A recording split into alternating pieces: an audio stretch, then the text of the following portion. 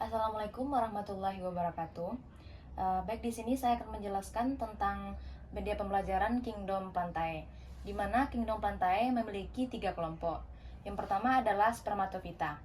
Spermatofita memiliki 4 ciri-ciri. Yang pertama, memiliki biji sebagai alat perkembangbiakan, memiliki berkas pembuluh yaitu xilem dan phloem. Yang ketiga, bersifat fotoautotrof, memiliki ukuran tubuh yang bermacam-macam. Contoh dari spermatofita yang pertama ada Polytrichum, di mana Polytrichum termasuk Kingdom Plantae karena struktur sel dan dengan dinding sel selula, di mana sel-sel pada Polytrichum memiliki dinding sel yang terbuat dari selulosa yang merupakan ciri khas semua tumbuhan. Dinding sel ini memberikan dukungan struktural pada tumbuhan. Kedua adalah Anthokeros. Anthokeros termasuk Kingdom Plantae karena kandungan klorofil, di mana Anthokeros memiliki klorofil yang memungkinkan mereka melakukan fotosintesis seperti tumbuhan pada umumnya. Yang kedua ada pertumbuhan tak terbatas. Sebagai tumbuhan, Anthokeros mengalami pertumbuhan yang tidak terbatas dan berkembang biak melalui spora. Yang ketiga ada Marchantia. Marchantia termasuk Kingdom Plantae karena struktur sel yang khas, di mana sel-sel Marchantia memiliki dinding sel yang terbuat dari selulosa yang merupakan ciri khas tumbuhan. Ini membedakan Marchantia dari organisme lain seperti jamur atau bakteri yang tidak memiliki dinding sel yang terbuat dari selulosa. Yang keempat adalah Sphagnum. Sphagnum termasuk Kingdom Plantae karena Sphagnum adalah organisme autotrof, artinya ia dapat memproduksi makanannya sendiri melalui fotosintesis dan suatu sifat umum pada tumbuhan. Yang kedua adalah Cemara Biru Colorado. Cemara Biru Colorado termasuk Kingdom Plantae karena kehadiran klorofil. Seperti kebanyakan tumbuhan, cemara biru Colorado memiliki klorofil yang memungkinkan proses fotosintesis. Fotosintesis adalah proses di mana tumbuhan mengubah energi cahaya menjadi energi kimia yang mendukung kehidupan mereka. Yang ketiga yaitu melinjo. Melinjo adalah tumbuhan berbiji yang berarti ia menghasilkan biji melalui proses reproduksi seksual. Biji melinjo berkembang dari ovula yang dibuahi oleh sperma dari serbuk sari. Yang keempat yaitu Pinus mercusi, yang dimana tumbuhan memiliki klorofil yang memungkinkan tumbuhan ini menghasilkan makanan dari sinar matahari. Yang ketiga yaitu Bryophyta. Ciri-cirinya yang pertama itu tidak memiliki akar, batang, dan daun sejati. Yang kedua mengalami metagenesis. Yang ketiga reproduksi seksual, dan yang terakhir yaitu dinding sel tersusun dari selulosa.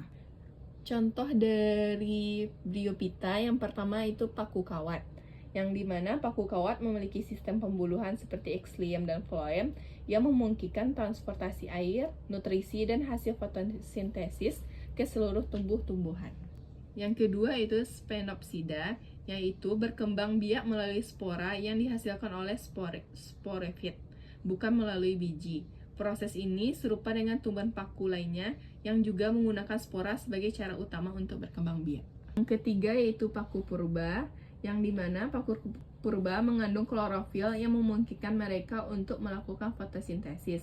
Proses ini memungkinkan paku purba menghasilkan energi kimia dari cahaya matahari yang merupakan ciri khas utama dari Kingdom Plantae. Yang keempat yaitu paku sejati, yang dimana paku sejati mengalami siklus hidup yang melibatkan pergantian antara dua generasi, yaitu generasi gametofit atau haploid yang menghasilkan gamet atau sel telur dan sperma, dan generasi sporifit atau diploid yang menghasilkan spora.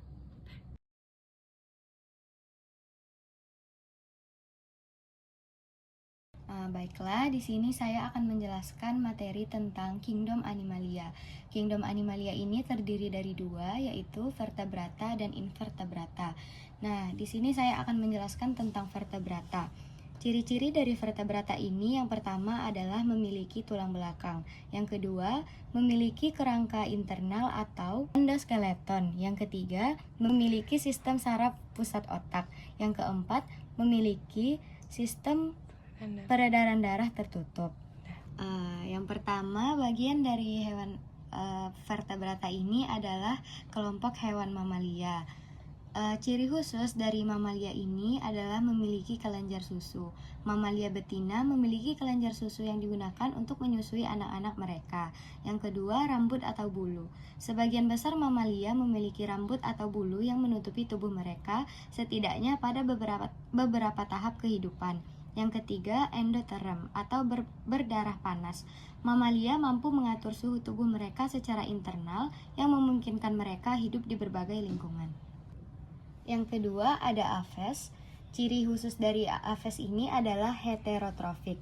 Burung seperti semua hewan adalah heterotrof. Mereka tidak dapat membuat makanan sendiri seperti tumbuhan, sehingga mereka harus memperoleh nutrisi dengan memakan organisme lain, seperti serangga, biji-bijian, buah-buahan, maupun hewan kecil. Selanjutnya ada reptilia. Ciri khusus dari reptilia ini adalah memiliki kulit yang bersisik.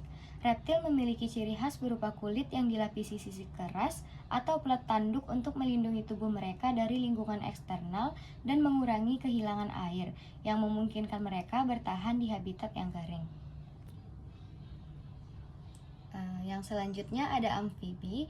Ciri khusus dari amfibi ini sama seperti hewan lain, amfibi memiliki reproduksi seksual.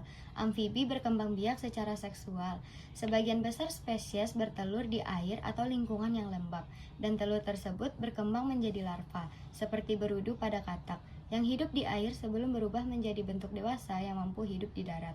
Selain itu, sifat dari amfibi juga metamorfosis. Salah satu ciri khas amfibi adalah siklus hidupnya yang melibatkan metamorfosis.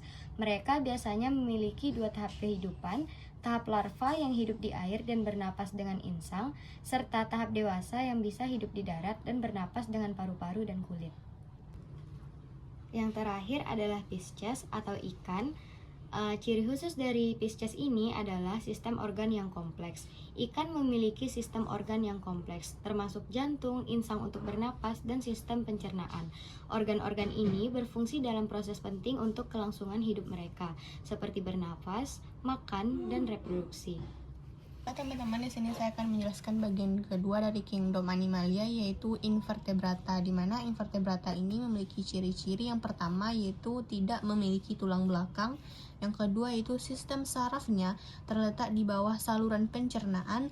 Yang ketiga yaitu memiliki sistem peredaran darah terbuka. Contoh dari invertebrata yang pertama yaitu adalah porifera, di mana porifera ini memiliki ciri khusus yaitu multiselular, di mana porifera adalah organisme yang berarti tubuh mereka terdiri dari banyak sel walaupun mereka tidak memiliki jaringan atau organ yang kompleks. Contoh yang kedua yaitu moluska, di mana ciri khas dari moluska ini adalah heterotrofik, di mana moluska adalah heterotrof, artinya mereka mendapatkan nutrisi dengan memakan organisme lain atau materi organik. Mereka tidak dapat melakukan fotosintesis atau memproduksi makanan sendiri, sehingga mereka bergantung pada sumber makanan eksternal. Contoh yang ketiga yaitu Echinodernata, di mana ciri khas dari Echinodernata ini adalah sistem organ kompleks. Echinodermata memiliki sistem organ yang berkembang termasuk sistem pencernaan, sistem pembuluh air, dan sistem reproduksi. Mereka juga memiliki sistem saraf yang sederhana meskipun tidak memiliki otak yang berpusat seperti vertebrata. Yang keempat adalah Coelenterata, di mana ciri khas dari Coelenterata adalah dapat bergerak pada tahap tertentu.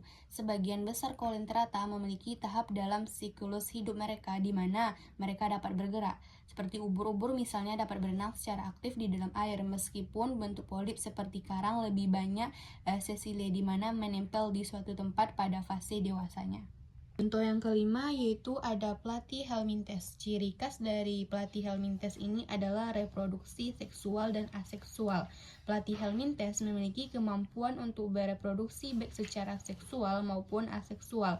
Beberapa spesies bereproduksi secara seksual dengan memiliki organ reproduksi jantan dan betina dalam satu individu yang disebut dengan hermafrodit, sementara spesies lain dapat bereproduksi dengan pembelahan atau regenerasi.